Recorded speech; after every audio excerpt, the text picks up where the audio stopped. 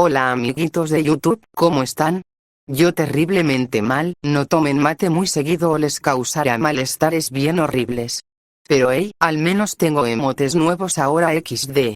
Esto será breve, quizás más de lo usual, pues hoy vengo con ganas de criticar y desenmascarar a una de las peores personas del internet. Kadoni la Sirenita, es un vendedor de fertilizante con su propia página web.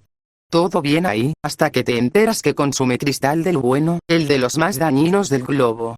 El azúcar. Algunos seguramente me dirán, ¿y qué tiene, si total consumir poco no hace nada?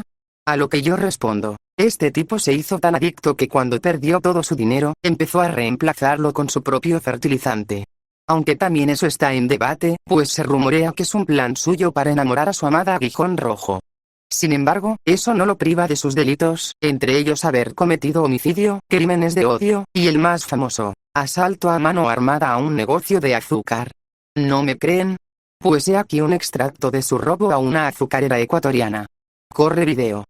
Dame toda tu azúcar, gilipollas. Como pudieron apreciar, en efecto, es Kadoni. Francamente tengo una gran decepción porque yo era principal consumidora de su fertilizante, y ver todo este circo mediático que se tornó alrededor suyo te llega a chocar.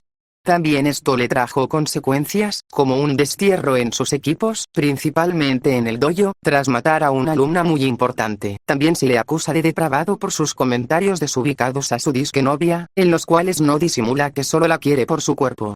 Y bueno, podría continuar, pero si sigo recopilando sus crímenes contra la sociedad podrían ponerme derechos de autor o bajarme el vídeo por difamación y discurso de odio, curiosamente lo que Kadoni hace.